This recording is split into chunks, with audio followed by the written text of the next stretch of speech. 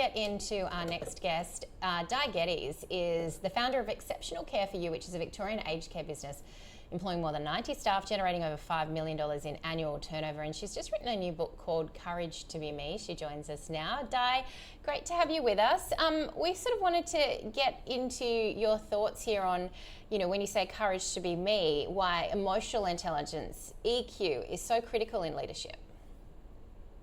I think especially in the last few years it's become more prominent because people have come back from working from home and they've had that freedom of working from home, freedom to do the work when they wanted to do it and still reporting to someone but not having someone look over their shoulder. So I think we need to invest more emotionally in our staff now to make the workplace fun and make it, you know, nice to come to work rather than something you just have to do.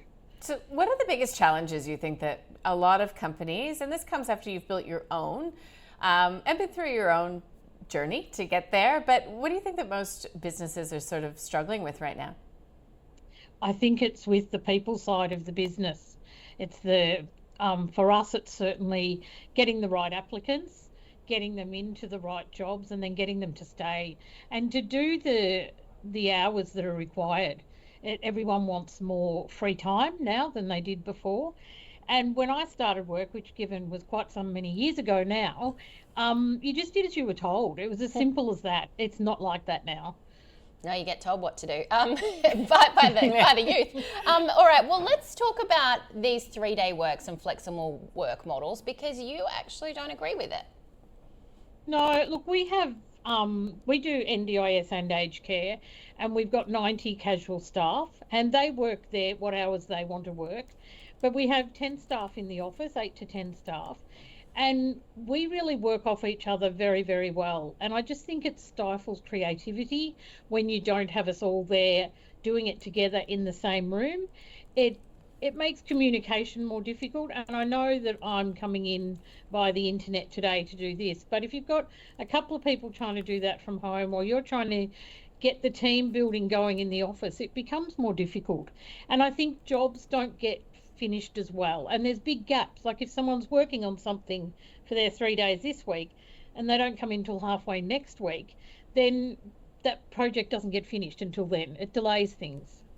So how do you balance keeping your employees happy, those that you work with happy, and also, you know, finding your own place in the business and I guess justifying your own self-worth? That's a huge challenge. It's because in order to make people happy and have that emotional involvement, you have to be close to them and you have to know them and you have to invest in a relationship. And then you've got to learn where to draw the line so that you're not their friend, because ultimately when you're running a business you have to make decisions that sometimes some of your employees don't like. So that is a challenge.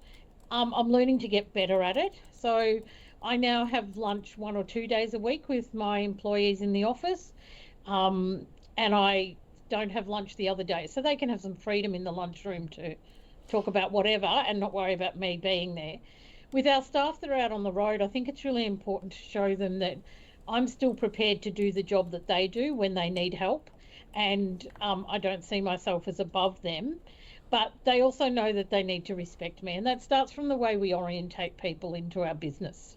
Let's talk about your story, Di, because 2 years ago you won the Australian Small Business Champion Award for Disability Support Services, and you've had a little bit of adversity to overcome, I guess, you know, so many people have, but tell us your story and how this has built your resilience.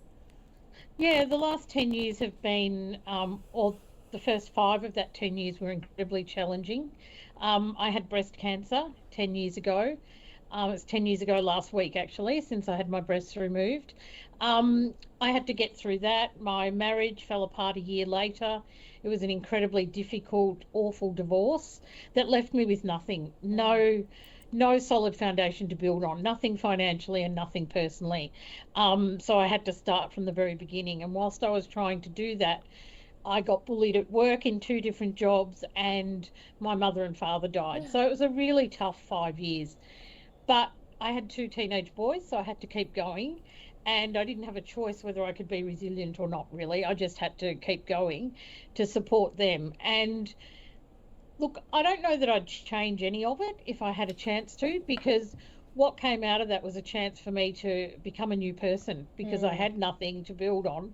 So I could start from the very beginning and be the person I should have been my whole life, and the person I knew I had the ability to be, but others didn't see it. And so I decided to stick to my values, make my values very important to me and to my business.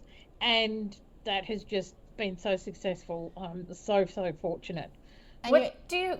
sorry, I was just going to say you're doing important stuff with the NDIS. I was just curious as to your thoughts to the budget cuts to the NDIS. Oh, you've poked the bear now.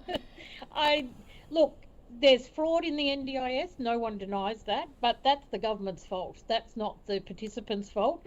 It's not the providers' fault, the good providers that are out there. I think that they've gone too far. I think they're focusing on the wrong places. I think that there are cost savings and better ways to do things within the government management of the NDIS. And I think that they need to focus their budget on finding the fraudsters and getting rid of them, and not take it away from participants. Some of the stuff needs to be tidied up. Certainly some practitioners charge ridiculous amounts. Some providers of goods charge ridiculous amounts. And there's some care providers who are dodgy. So get rid of them, focus it all on that, and don't take away from the participants. Di, what do you hope that people take away from your book, Courage to Be Me? I hope that mostly women enjoy reading it. Men find it difficult to read. So I hope that women find the ability to know that there's always a light at the end of the tunnel. It doesn't have to be the end. It doesn't matter how old you are.